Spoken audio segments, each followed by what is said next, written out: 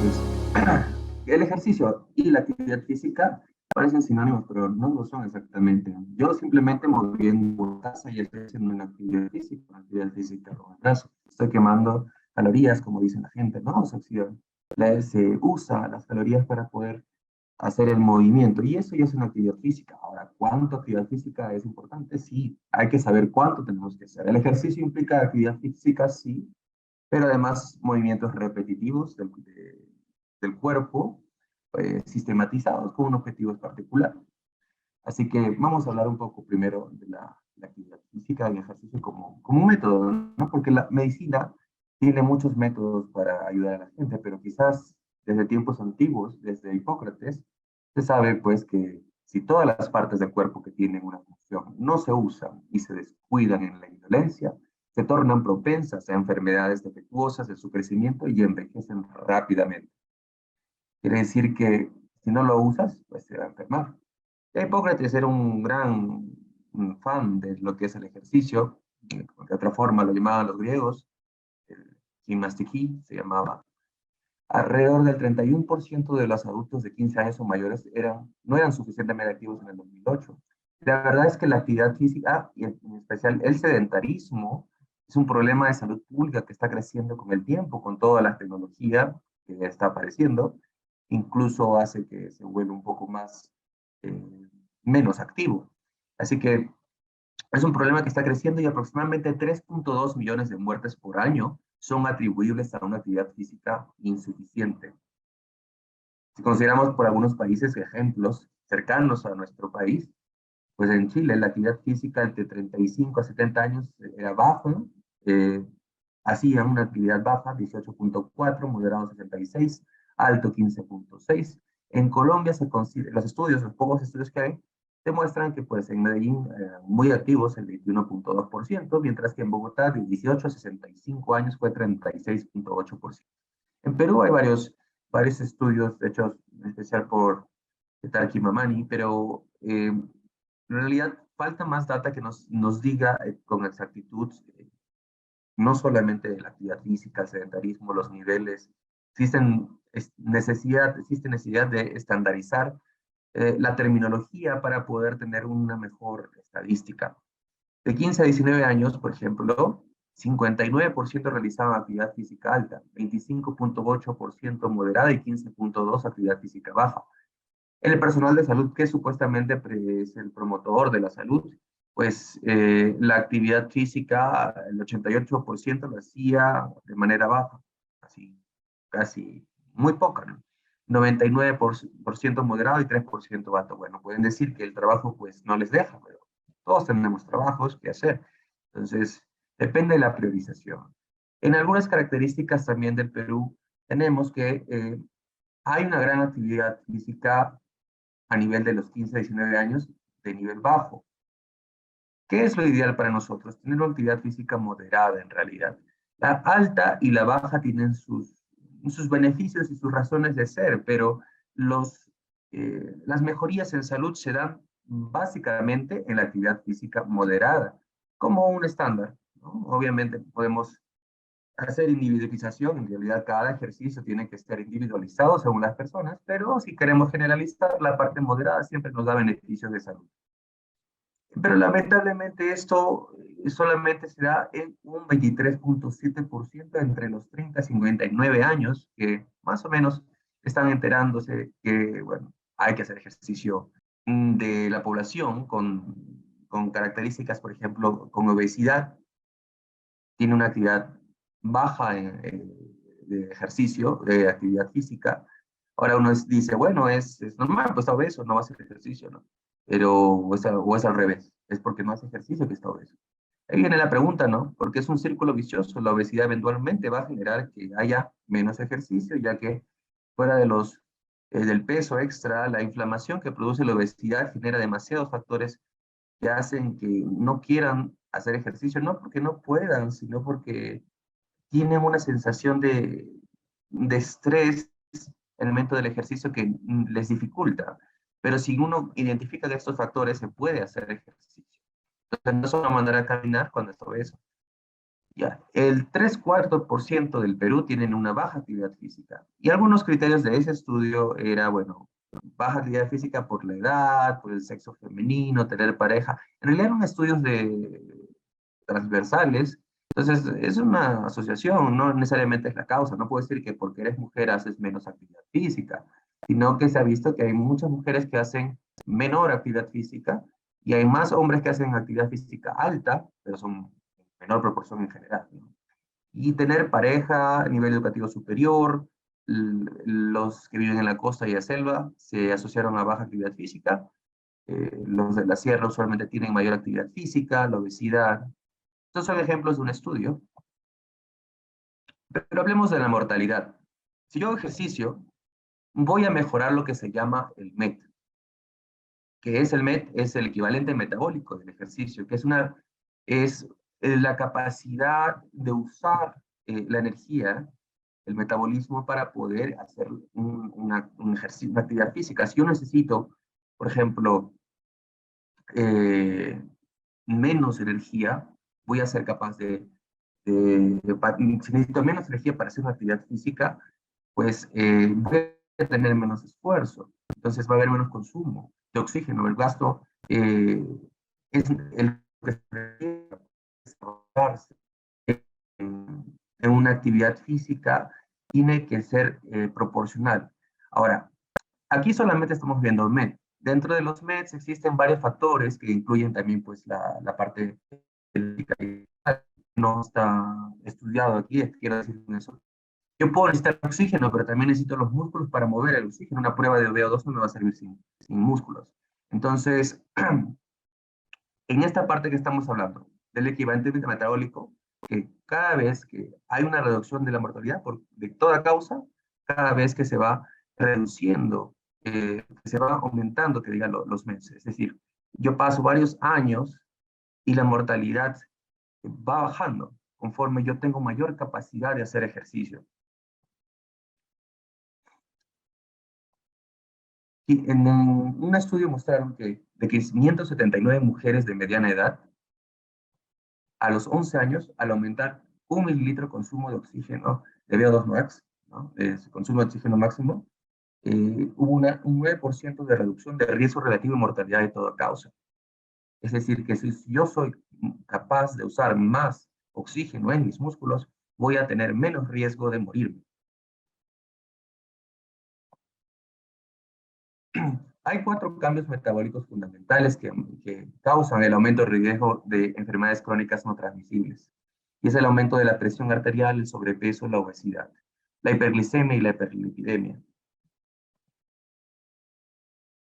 En el 2015 teníamos una tabla de las principales causas de mortalidad en Perú. Y esto, pues, se compara con una tabla que fue en el 1986.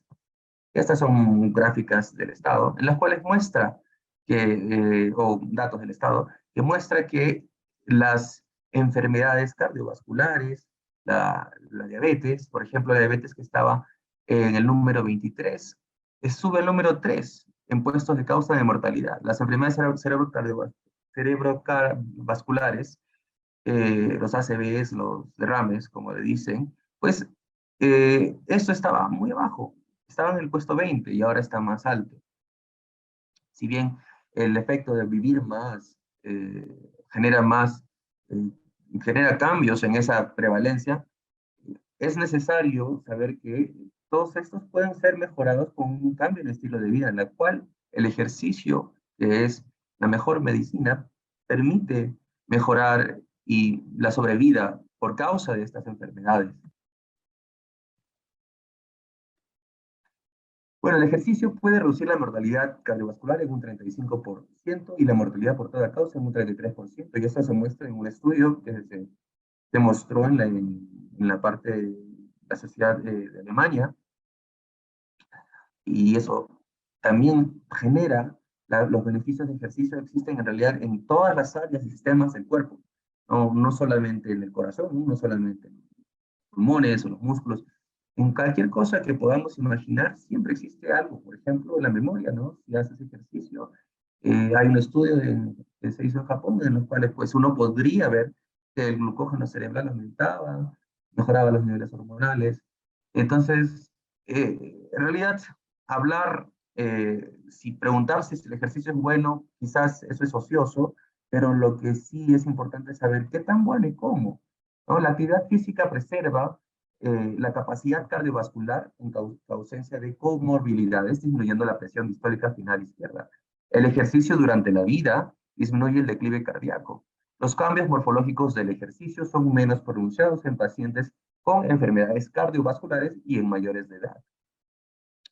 Si hace uno de entrenamiento supervisado en 60% con VO2 pico, que es el consumo de oxígeno, o sea, el máximo que puede tener el cuerpo para consumir oxígeno y hacer una actividad, el 60% de eso, 2 veces por semana, por 10 años, se mejora la calidad de vida sostenida.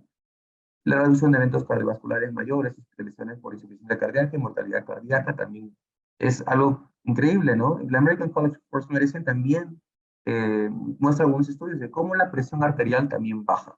Baja con el ejercicio, ya sea si tengas presión arterial crónica, incluso la aguda, pero cuando tomas medicamentos, baja 7.4 en sistólica, 5.8 en diastólica.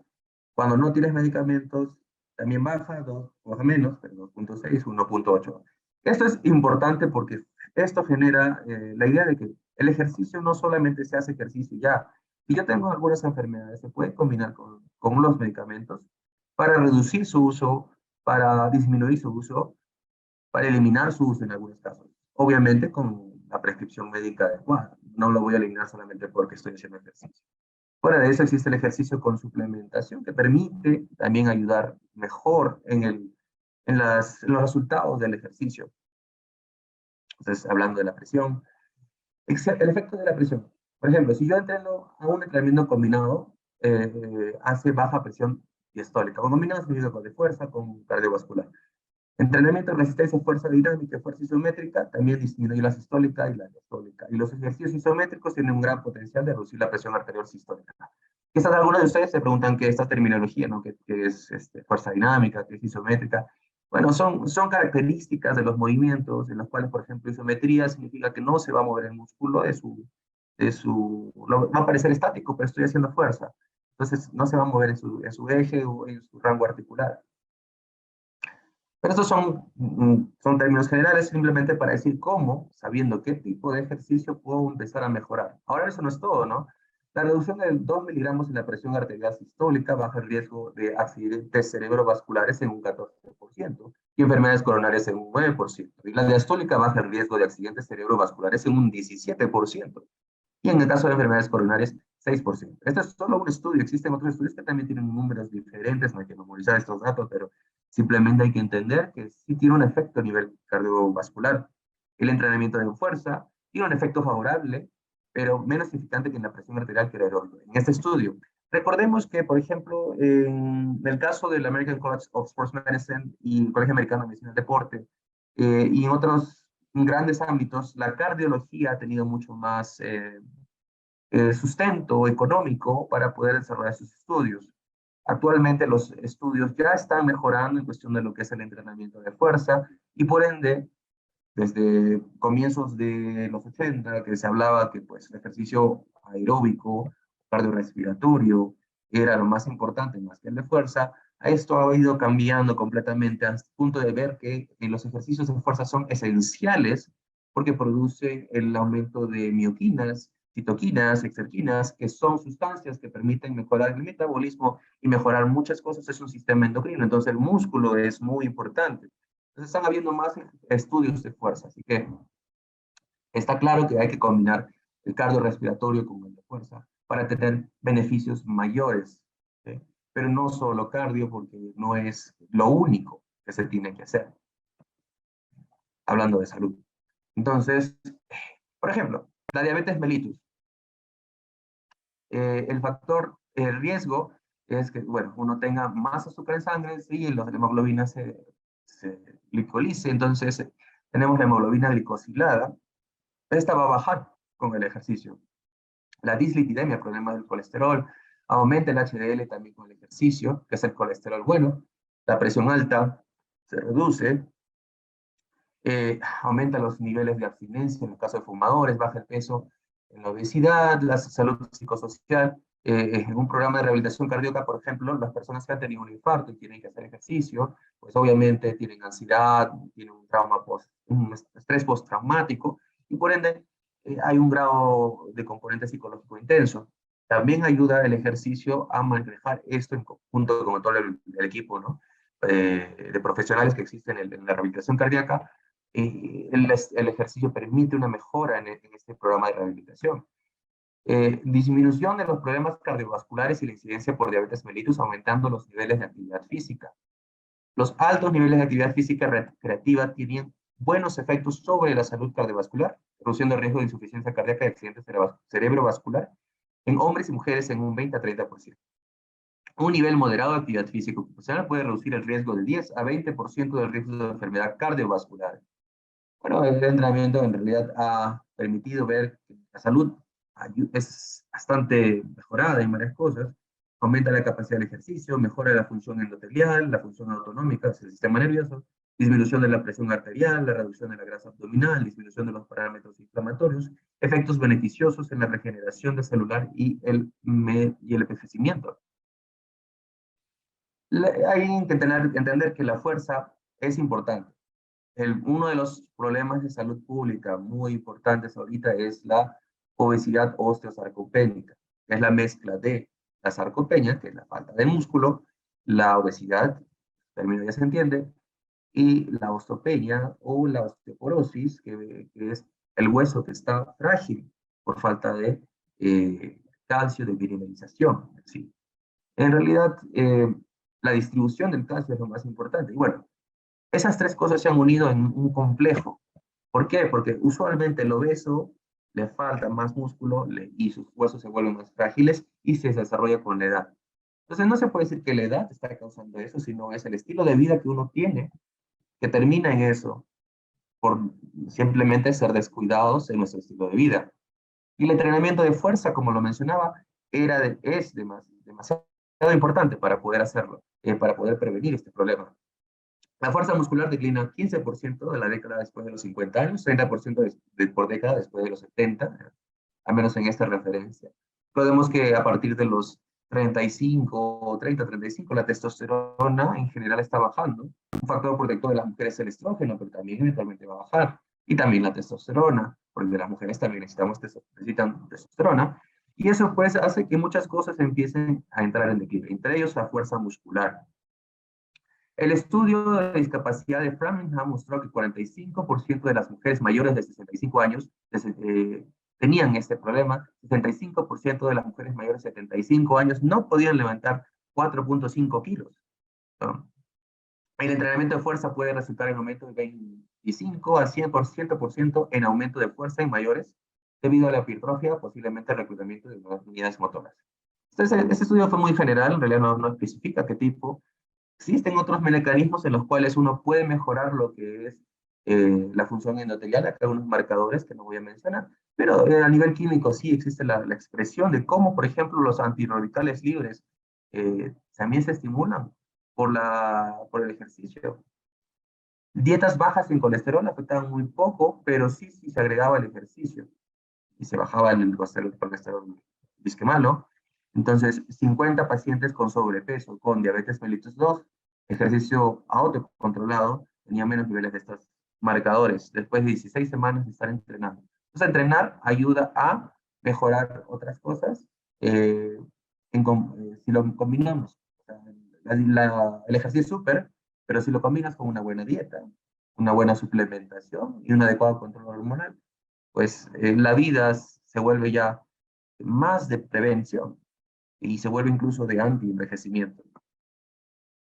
Bueno, algunos marcadores importantes, la interleuquina 6, por ejemplo, aumentan ejercicios agudos.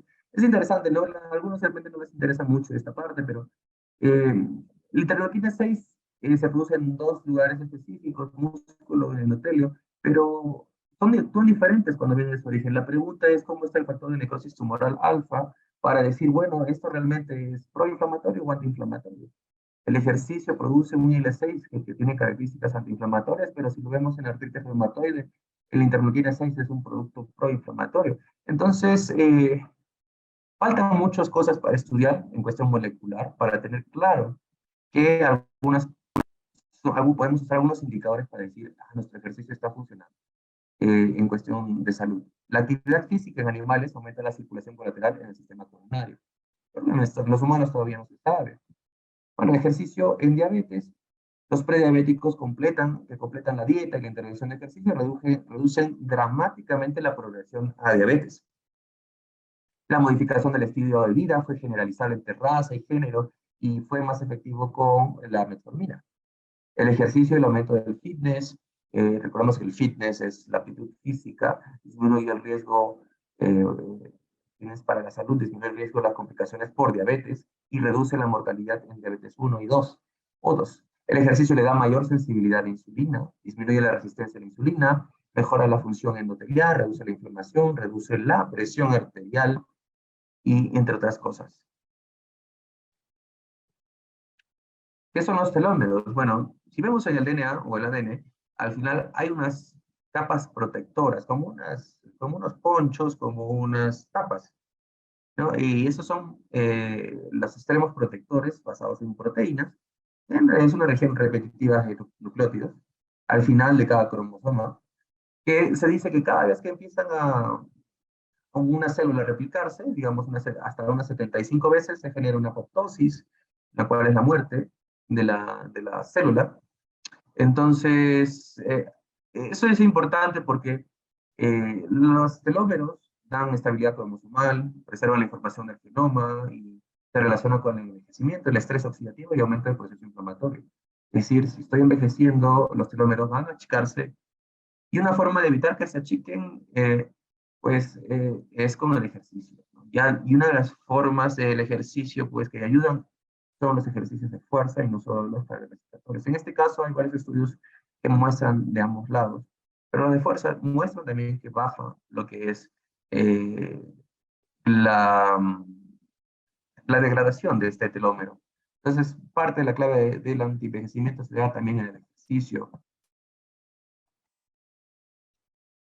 Ahora, en la población mayor, me sirve de muchas maneras, no solo a nivel químico, no solo a nivel marcador, inflamatorio, también a nivel mecánico, disminuye las caídas. Recordemos que si una persona mayor se cae y se fractura la cadera, la mortalidad es bastante alta. Entonces, disminuir las caídas es importancia. Disminución de la posible incidencia y severidad de limitaciones funcionales, mejora el pronóstico de diversas condiciones crónicas, desórdenes del ánimo, demencia, dolor crónico, insuficiencia cardíaca congestiva, accidentes cerebrovasculares, constipación, estreñimiento y desórdenes de sueño. Las bases. ¿Qué bases tenemos que tener para el ejercicio?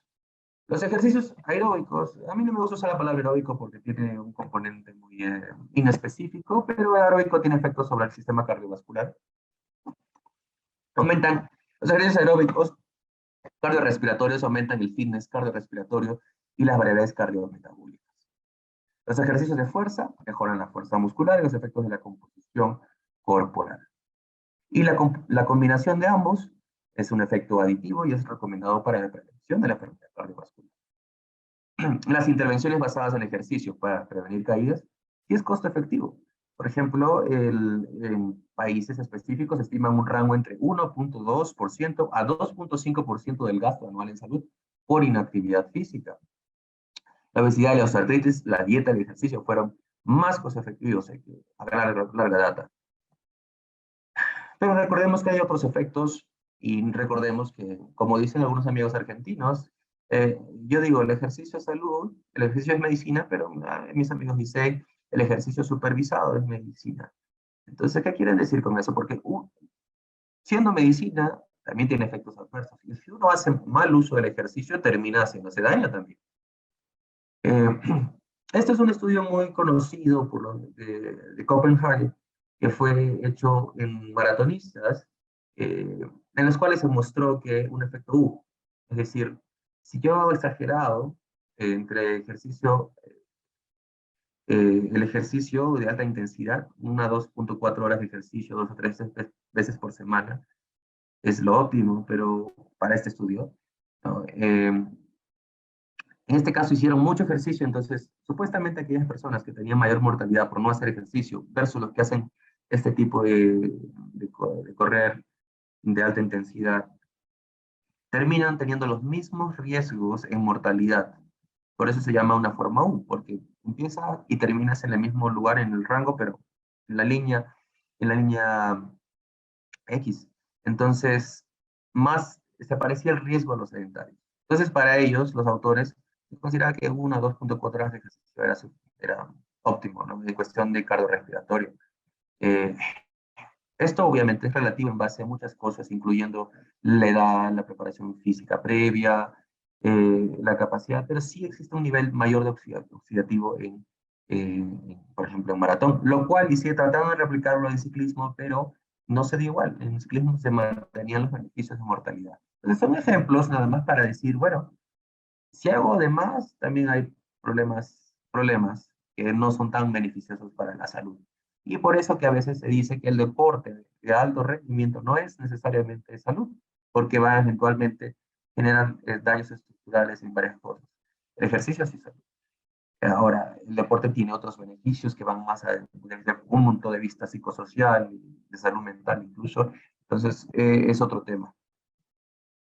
Los ejercicios de fuerza en presión alta, la hipertensión, 2 a 3 sesiones por semana, de 8 a 10 ejercicios de levantamiento de peso que trabajan los grupos musculares, 30 cuando. Estos son un ejemplo, ¿no?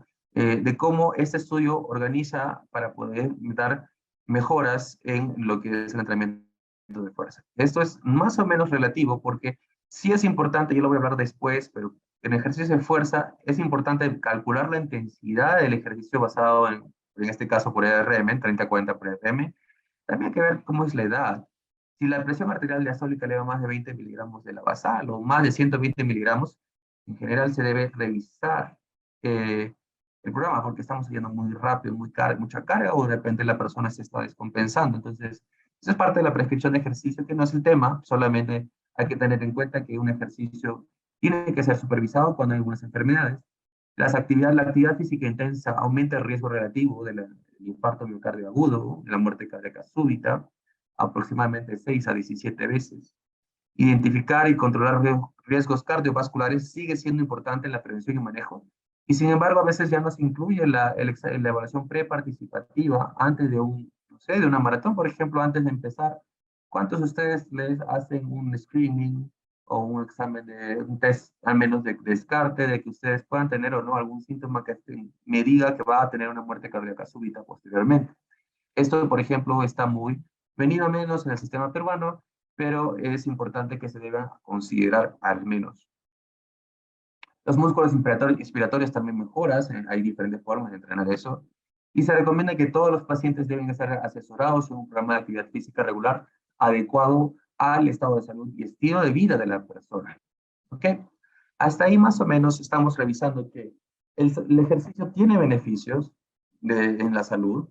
Si lo hago mal, tiene cosas en contra de la salud. Y entonces, ¿cómo lo hago? Bueno, hay que tener en cuenta lo siguiente. Eh, la idea es que estemos asesorados por alguien que nos ayude en decir, bueno, estos son los ejercicios indicados dependiendo de lo que tenemos sin que nos vaya a hacer problemas. Y usualmente son personas capacitadas. Idealmente un médico del deporte sí, pero hay muy pocos médicos del deporte en Perú. Hay diferentes profesionales que se capacitan para eso. No necesariamente estamos hablando de los entrenadores de gimnasio, pero sí hay buenos entrenadores de gimnasio que sí se capacitan para eso, porque se tienen que capacitar aparte para eso, ¿no? Entonces, es importante que seamos guiados por este tipo de personal. Puede ser de cualquier profesional de salud que haya tenido una capacitación en prescripción de ejercicio. Tenemos varios componentes en lo que es fitness. El fitness, las capacidades físicas en el fitness, la aptitud física para la salud. Tenemos lo que es la fuerza y resistencia muscular. Casi siempre se empieza con la composición corporal. Composición corporal, que es cuánta grasa, músculo, todo, cómo vamos a de cuán gordito estamos, por así decirlo, cuánto músculo nos falta. Hay que tener unos datos para poder decir, vamos a mejorar esto o no. Entonces tenemos también la parte cardiorrespiratoria, que es el corazón. Yo lo veo así como un lubricante. Vamos a mejorar la lubricación y la bomba, para ponerlo en palabras simples. Y la fuerza y resistencia muscular, que es nuestra armadura, nuestro coche, todo lo que es el carro entero, ¿no? Entonces, ahí tenemos que mejorar. Y de ahí tenemos lo que es el fitness neuromotor. El neuromotor incluye muchas cosas, por ejemplo, la propriocepción, el balance, que son para algunos autores no necesarios en la prescripción general, pero sí en la prescripción para adulto mayor. Yo siempre lo considero porque es parte esencial para tener una alfabetización de las capacidades físicas. O sea, es decir, existe ese término que es para decir, desde que nacemos hasta que envejecemos, tenemos que ir aprendiendo ciertas características del ejercicio para que cuando estemos, no sé, a los 20 años o 30 años, nos estamos tropezando por la calle por cualquier cosa. Eso es porque nos faltó entrenamiento de infancia. ¿Ya? Entonces, la flexibilidad es otra esencial. Ahora, la flexibilidad puede meterse dentro de lo que es el entrenamiento de fuerza. Muchos ejercicios de fuerza implican la flexibilidad, esa es la última tendencia. Eh, Se recomendaba, el Colegio Americano de Medicina del Deporte recomienda flexibilidad todos los días, no recomienda grupos musculares amplios, usados, pero la Asociación de Acondicionamiento Físico y Fuerza de los Estados Unidos, pues prefiere ahora, están viendo cómo reducir, pues, o sea, no va a haber mucho tiempo para todos, hay que meter flexibilidad entre fuerza, es una buena idea, ya que, como dije, hay algunos ejercicios útiles. Es una base para decir, bueno, en base a estas capacidades tenemos que hacer ejercicio. Los ejercicios vamos a hacerlos en base a estos. Pero tenemos que tener en cuenta que esto es clásica, la prescripción de ejercicio, de Exercise Response, ese es el acrónimo que usan, XRX, tener en cuenta que hay que ser FIT-BP. El FIT-BP, el FIT-BP o sea, es F de frecuencia, I de intensidad, T de tiempo, T de tipo, V de volumen, P de progresión, ¿no? Hay que estar FIT con doble T y BP. Entonces, cuando yo hago mi prescripción de ejercicio, o cuando yo vamos a hacer ejercicio, yo tengo que pensar cómo hacer eso, ¿no? Tengo que pensar en estas variables. Si yo no sé cómo programarlo en base a estas, pues pido ayuda a un profesional. Y aparte tiene que ser divertido, y es una F adicional que le ponen, que es que sea divertido. Tú no puedes hacer ejercicio o mandar a hacer a alguien a hacer pesas si no le gusta hacer pesas, o correr si no le gusta correr. Existen otros tipos de ejercicios cardiorrespiratorios que pueden permitir. Tiene que ser, la adherencia es demasiado importante. Sin adherencia, el ejercicio no va a salir de nada, simplemente va a ser un lenguaje en el cual pues van a decir ya está bien, y se van y no van a hacer nada después. No va a servir de nada la prescripción. En la frecuencia de cuántas veces se tiene que hacer cardiorrespiratorio, hay diferentes guías. Se puede decir más de 5 días para hacer el ejercicio moderado, más de 3 días, más o igual a 3 días para el vigoroso, combinaciones. En general siempre me gusta dividir lo que son los 150 minutos de ejercicio cardiorrespiratorio moderado, leve moderado, por semana, los divido durante la semana. Y en base al acondicionamiento físico, que cuando empezaron, si empezaron o sea, no han entrenado nunca y quieren empezar recién, es diferente que ya tienen un entrenamiento y quieren entrenar todos los días. Recordemos que 150 minutos por semana es para intensidad, es intensidad moderada, pero 75 sí es más fuerte. Y no digo que sea lo máximo, ese es lo mínimo que se tiene que hacer para mantener la salud, para decir que no somos sedentarios, ¿no? Inactivamente físicos, físicamente inactivos. Entonces, lo ideal es hacer más de eso. Y eso sí se consigue. En ejercicio de fuerza, este es solo un ejemplo porque es muy grande todo lo que es prescripción de ejercicio. Pues hay varias formas de hacer prescripción de ejercicio para fuerza, ideal 75 minutos por semana, hacerlo 2 o 3 días por semana como lo mínimo, empezar con los músculos grandes siempre, o sea, considerar siempre el entrenamiento de fuerza en músculos grandes es el alineamiento para salud. ¿Cómo empezar? Por ejemplo, si yo hago músculos grandes con sentadillas, alguien que no sabe hacer uso de una sentadilla, o cómo llegar a hacer una sentadilla, pues estoy haciendo daño, ¿no? A veces se empieza con ejercicios aislados o analíticos, ¿no? Que son extensiones de piernas, por ejemplo, en una máquina con polea. Esos ejercicios son más seguros y cuando no hay supervisión pueden ser muy útiles. Y luego ir progresando al músculo grande, porque eventualmente lo ideal es empezar con el músculo grande como un poliarticular. ¿no? Varias articulaciones. Ese es un ejemplo, ¿no? Cómo voy a empezar y por qué voy a empezar. Así, existen métodos de progresión que están a la derecha, existen más que este. Este es un ejemplo. Y la flexibilidad, como decía, bueno, recomendaba 2 o 3 días por semana, hasta más. Eh, en general, eh, hay que mantener los rangos articulares y evitar los acortamientos musculares para tener estabilidad en diferentes articulaciones. Así que este es el momento para ustedes también se den cuenta que el ejercicio, no hay edad para hacer ejercicio. En cualquier momento se puede hacer ejercicio. No decir, bueno, y yo nunca he hecho, mm, hay que entender por qué lo hacemos. A veces lo hacemos por salud, es lo ideal. A veces la real motivación es otra, puede ser estética, o puede ser simplemente desahogarse mentalmente del estrés, pero cualquiera sea el caso, esto que requiere monitorización, requiere ayuda, pero sobre todo la decisión de querer hacerlo. Bien, Flor, es una buena pregunta. Existen muchas condiciones que nos dicen, bueno, de repente no debo hacer tanto ejercicio. La idea es ir progresivamente con las cargas, menos a más. La ideal es llegar al menos como igual las personas que no tienen hipertensión a 150 minutos de ejercicios cardiorrespiratorios en la semana. Esto puede ser 3 veces por semana, dividido entre los 150 minutos, que serían pues, 50 minutos. Pero 50 minutos no pasa tan lento, ¿ah? Si uno se entretiene en el ejercicio. Pero si uno no tiene tiempo para hacer, puede hacerlo en menos tiempo y dividirlo más días a la semana. En cuestión de fuerza, sí, los hipertensos pueden hacer ejercicios de fuerza con pesas, sí, pero hay que tener en cuenta lo siguiente, los ejercicios con pesas pequeñas, con pocas cargas, pues sí hacen muchas repeticiones, van a aumentar lo que es la intensidad del ejercicio y pueden generar aumentos de la presión. Los ejercicios de muy alta intensidad, de peso, mucho peso, también aumentan la presión de una manera aguda. ¿Qué quiere decir con eso? Que si mi nivel de hipertensión no es muy alto, puede ser ejercicios de carga alta, sí, si son supervisados, si son en base a contracción. La parte de contracción del músculo concéntrico es más problemático, el técnico es mejor. Bueno, es una terminología que es para ejercicio, pero si yo hago muy alto ejercicio, tengo mayores beneficios posteriores porque la presión va a bajar más tiempo, por más larga data. Entonces, hay unos beneficios. Si yo tengo mucho grado de hipertensión, no estoy controlado, y si no estoy controlando mi presión arterial, pues los ejercicios de fuerza van a ser diferentes en cuestión de metodología. Y por eso es mejor preguntar a una persona que esté supervisando el entrenamiento. Pero, yendo a la pregunta, ¿cuántas veces a la semana? Digamos que 3 a 5 veces por semana de ejercicios cardiorrespiratorios y unas 2 veces a la semana de ejercicios de fuerza. Y hay que meterle por ahí sus ejercicios de flexibilidad en todos ellos, que no toma mucho de tiempo. La primera recomendación es, hay que hacer el ejercicio en base a un control previo. Es decir, si yo tengo alguna enfermedad, es importante que tengamos un control previo por un especialista.